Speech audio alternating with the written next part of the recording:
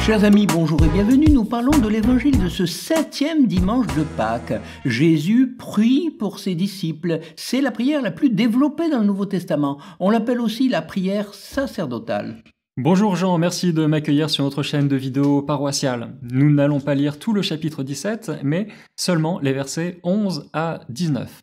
Père Julien, pouvez-vous nous replacer ce passage dans le contexte du 4e évangile ? Oui, nous sommes donc à la veille de la Passion, le jeudi saint. Jésus sait ce qu'il attend, il sait qu'il va quitter ses disciples et il n'a qu'un seul souci en tête, protéger les siens. 3 parties composent cette prière. Jésus prie d'abord pour lui-même, ce sont les versets 1 à 8, puis il prie pour les siens, versets 9 à 19, et il termine en priant pour ceux qui croiront en lui sur la parole des premiers disciples, versets 20 à 26. Ça revient pour Jésus à prier pour tous les chrétiens de tous les temps. Le texte est particulièrement difficile. J'ai lu quelques explications et j'ai pu voir que les commentateurs étaient unanimes pour rapprocher ce texte de la prière du grand prêtre le jour de l'expiation, le Yom Kippour. Qu'en pensez-vous ? On retrouve en effet dans la prière du grand prêtre, le jour du Yom Kippour, ces 3 parties. Le grand prêtre priait pour lui-même, il priait pour les siens et enfin il priait pour le peuple. La célébration avait lieu une fois par an pour qu'Israël retrouve sa pureté originelle et sa vocation de peuple élu.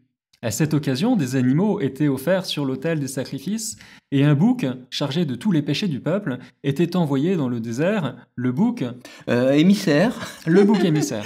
Une prière en 3 parties. Un bouc émissaire, un sacrifice, la consécration d'un peuple. On voit les liens entre la prière du grand prêtre et celle de Jésus. C'est pour cette raison qu'on appelle ce passage de Jean 17 la prière sacerdotale, j'imagine. Oui, exactement, et aujourd'hui nous parlons de la 2e partie de la prière sacerdotale.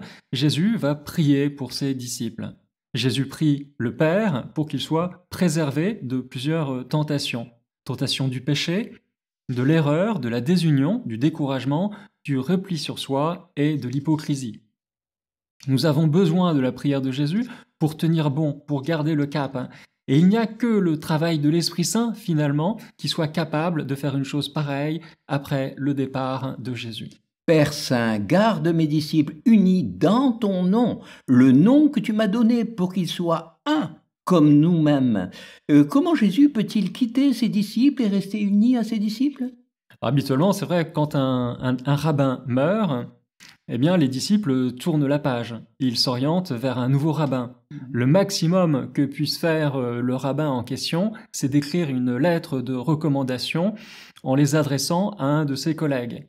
Jésus n'est pas un rabbin comme les autres. Il s'en va, il quitte ses disciples, il prie une dernière fois pour eux, mais ce n'est pas tout ce qu'il fait pour eux. Il les introduit aussi dans une nouvelle réalité, dans ce qu'il appelle le nom.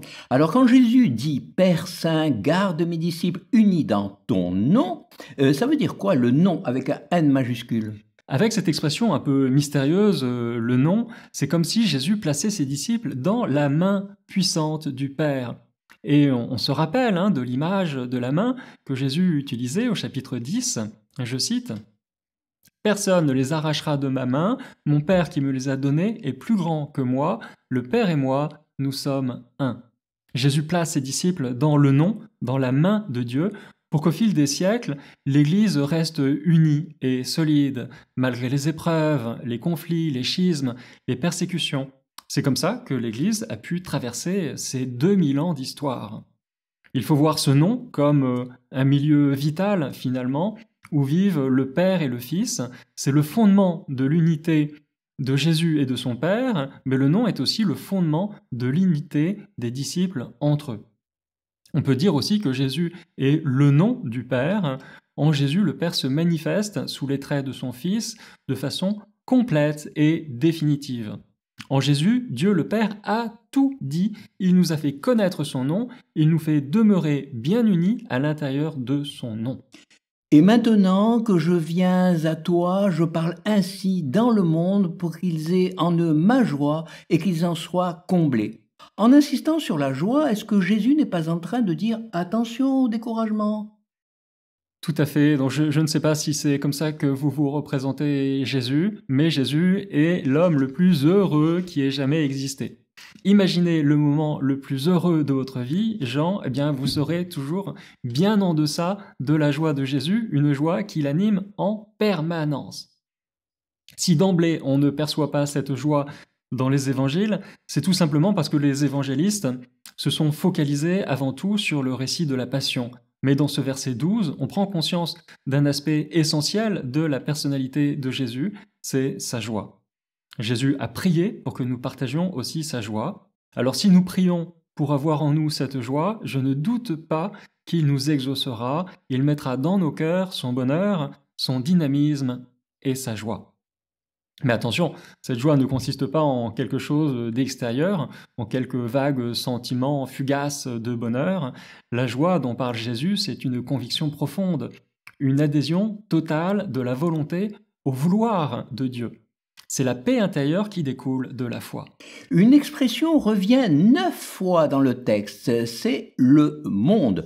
Qu'est-ce que ça signifie pour Saint Jean ? Eh bien, je crois que ce thème du monde est en lien avec une troisième tentation, qui consisterait à mal se situer par rapport au monde, ou se laisser séduire par le monde jusqu'à perdre son identité, ou choisir la fuite et vivre en marge du monde. Vous avez pu constater que le texte est quand même assez difficile. L'évangéliste aborde des notions qui sont assez abstraites, la vérité, le nom, la sanctification du monde, l'unité des disciples. Pour commenter ce texte, un bon moyen est de s'appuyer sur les prépositions que Jésus utilise tout au long du texte pour parler de la relation des disciples au monde. Alors justement, j'ai noté un emploi de différentes prépositions qui vont avec le mot « monde ». Écoutez bien. Jésus nous garde dans le monde sans que nous soyons du monde. Il nous garde du monde et du mauvais. Enfin, il nous garde et nous sépare du monde pour le monde. Jésus nous garde dans le monde. Il quitte ses disciples, il monte aux cieux et s'assoit à la droite du Père. Dans la prière sacerdotale, Jésus ne prie pas pour que nous soyons retirés du monde. Il le dit d'ailleurs au verset 15, mais pour que nous demeurions dans le monde. Non seulement il nous garde dans le monde, mais en plus, il nous envoie dans ce monde pour que nous soyons des témoins de notre foi. De même que tu m'as envoyé dans le monde, moi aussi, dit Jésus, je les ai envoyés dans le monde. Oui, ça revient à dire qu'il faut être dans le monde sans être du monde. Là encore, on joue sur les prépositions. Jésus est très clair, les disciples ne sont pas du monde. Ils n'appartiennent pas au monde, dit Jésus, de même que moi je n'appartiens pas au monde. Les fondements, les principes de notre vie ne sont pas ceux du monde. Nous n'appartenons pas au monde et à ses formatages, le relativisme, la consommation à outrance, l'hédonisme.